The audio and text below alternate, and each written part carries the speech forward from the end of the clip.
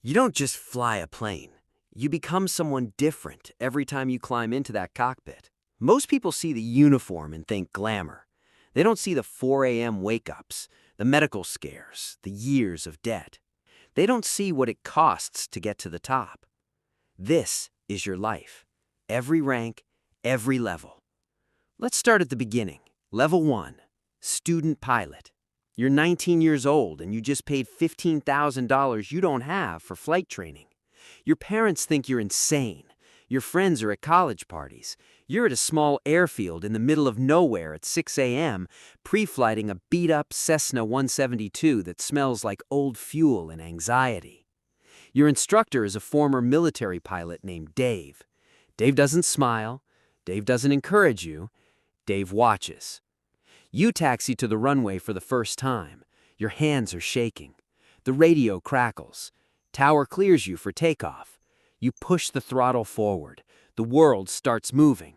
And then it happens. The wheels leave the ground, and something inside you that you can't explain clicks. You're not scared anymore. You're home. That feeling will cost you everything for the next 20 years. But right now, climbing through 2,000 feet over a cornfield in Iowa, you don't care. You just want more. Level 2, private pilot. You passed your check ride on a Tuesday morning. The examiner shook your hand and said, "Congratulations, pilot." 2 words. That's all it took to change your identity forever. Now you have a license. Now you can take passengers. So you do. You fly your girlfriend over the city at sunset. You fly your dad over his hometown just to see his face. You feel like a god in a 172. But here's what no one tells you. A private pilot license is basically a learner's permit for the real world. You can't fly in the clouds yet. You can't fly commercially. You can't get paid a single dollar.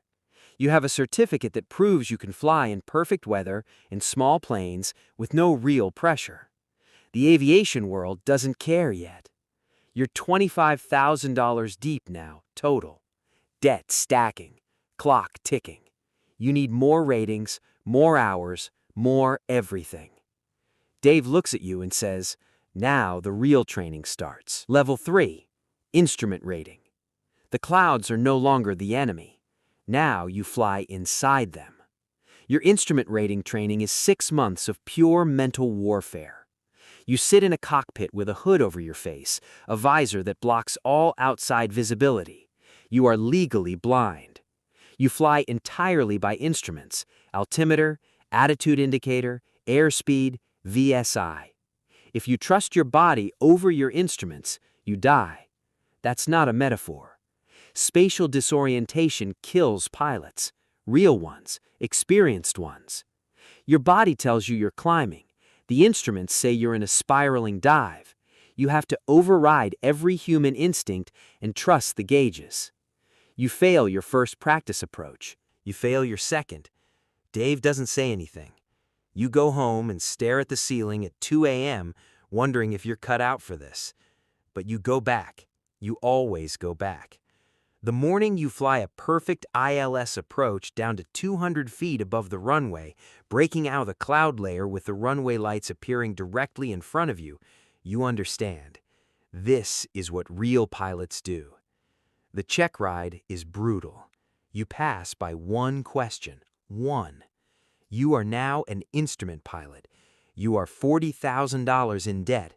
You have 180 hours total time. Airlines want 1,500. You do the math. You feel sick. Level 5, commercial pilot. Now you're flying for money. Not much money, but money. You're a banner tow pilot in the summer over a beach town in Florida. You wake up at 4:30 a.m., you drive to a grass strip that barely qualifies as an airport. You hook a 100-foot advertising banner to a hook beneath your plane. You fly slow, low, back and forth over the beach, all day. It pays $80. You also do discovery flights, aerial photography, pipeline patrol. You fly a Piper Cherokee over gas pipelines in Texas for 6 hours a day, looking for leaks. It's monotonous. It's unglamorous. It is nothing like the movies. But every hour counts. You are building time. Every landing, every flight plan, every fuel stop, you are feeding a number, your logbook total, that will one day open a door. You're at 600 hours now, 900 to go.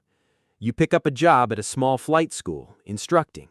You teach 17-year-olds how to land. You remember being them. You're 24 now, still in debt, still grinding, but you are a commercial pilot, level 5, certified flight instructor. Now you teach, and teaching changes you.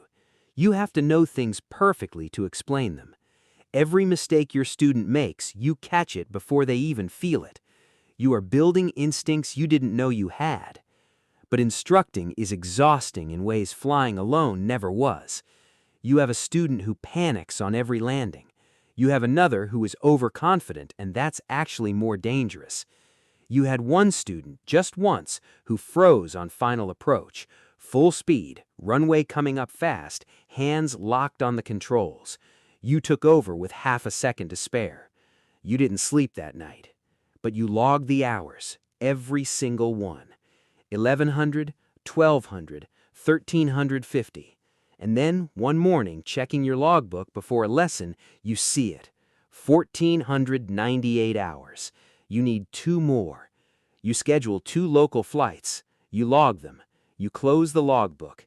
You sit quietly in the flight school office. No one is around. You let yourself feel it. 1400 hours. You update your resume. You apply to a regional airline. Your hands are steady. Your life is about to change forever. Level 6, Regional Airline First Officer. Your first day in uniform. Navy blue. 4 stripes on the epaulets. No, wait. 2 stripes. You're a first officer. The captain has 4. You have 2. You sit in the right seat. The captain sits left. You fly together, but the authority gap is enormous at first. You're operating an Embraer 175 now. 76 passengers behind you. You fly into Chicago O'Hare, LaGuardia, LAX. You fly in weather that would have terrified you 18 months ago. Now it's just another Tuesday. The pay, though. First-year regional FOs make $50 to $80 an hour. Sounds fine until you realize you're not paid for delays, not paid for boarding, not paid for sit time between flights. You take home around $38,000 your first year, in one of the most expensive, demanding careers in the world. You have roommates at 26. You bid for schedules like they're lottery tickets. You spend Christmas in a hotel in Charlotte because your trip didn't end until midnight on the 24th. You call home. Your mom asks how it's going. You say, great, because you're still moving, still climbing, still 2 stripes. But watching the 4-stripe captains walk through the terminal, you know exactly. Level 7, Captain Upgrade. It takes 5 years at the regional. 5 years of right seats, bad hotels, and missed holidays. But the day comes. The chief pilot calls you in. He slides a piece of paper across the desk. Captain Upgrade, effective next month. You stare at it longer than you should. You train for 12 weeks. Simulator, written exams, line checks. The standards are different now, because now you are the authority. Everything stops at you. If something goes wrong, you decide. Not the airline, not dispatch, not ATC. You. Your first flight is captain. Portland to Denver. You walk the jet bridge. Passengers barely look at you. They don't know. You sit in the left seat for the first time in your career. You adjust the rudder pedals. You run the checklists. First officer calls out V1. Rotate. You pull back. The nose lifts. And somewhere deep in your chest, that feeling from your very first solo, it comes back. Full force. You level off at FL 360. cruising at 480 knots. You are the captain. 4 stripes. The kid from Iowa who shook on his first takeoff. Level 8, Major Airline Captain. You made the jump. Delta, United, American. Doesn't matter which one. What matters is what's on your paycheck. Senior captains at major airlines, $350,000 to over $500,000 per year. You fly wide-body aircraft now. Boeing 777, Airbus A350, across oceans. Atlanta to Tokyo, JFK to London, Dallas to Sydney. You have 18 hours over the Pacific, 2 crews, crew rest rotations. You sleep in a bunk behind the cockpit somewhere over Alaska. You wake up over Japan. You fly the approach into Narita at dawn as the sun rises over Mount Fuji. This is real. This is yours. But here's what nobody in that terminal sees. You are deeply alone in this career. Marriages have cracked under this schedule. Yours nearly did. You missed your daughter's first steps, her first words, a recital, a funeral. You were over the Atlantic. You can't explain that to people who don't fly. You try. They say they understand. Level 9, Check Airman, Training Captain. You are now the one holding the clipboard. You evaluate other captains. You ride the jump seat and watch them fly. You sign off their competency. Or you don't. That's power of a different kind. You failed 2 captains in simulator sessions, both experienced men, both better than average pilots, but one froze under a specific failure scenario. One made a decision you couldn't sign off on. You write the report. They go back to remedial training. One of them never returns to the line. He calls you. You answer.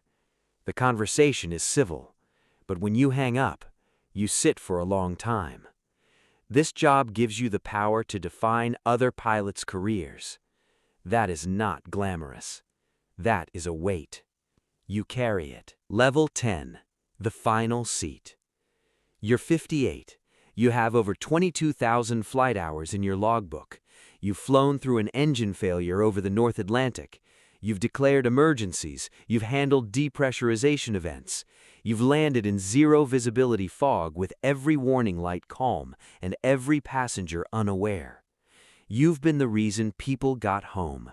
They never knew your name, and you didn't need them to. But here is what they don't tell you at Level 1. The FAA mandates that commercial airline pilots retire at age 65. Not because you want to, not because you've lost it, because of a number. And when that day comes, and it will come, you hand in your ID badge. You walk off the property. No ceremony. No send-off at most airlines, just done. You sit in the passenger cabin for the first time in decades on a flight home. You feel the rotation. You feel every input the captain makes on final. You know what he's doing before he does it. And you sit in seat 24A with your knees pressed against the tray table, and you feel, for the first time in 40 years, small. Not broken, not sad. Just quiet. You close your eyes. You feel the wheels touch down. Smooth, clean, exactly on center line. You nod once. Good landing. Nobody around you notices. You smile anyway. Because you know. You will always know. That's what they don't show you in the recruitment videos. The uniform is real. The wings are real. The money, eventually, is real. But so is the cost. Every level takes something from you. The question isn't whether you can handle the cockpit. The question is, can you handle everything outside of it? If the answer is yes, the left seat is waiting.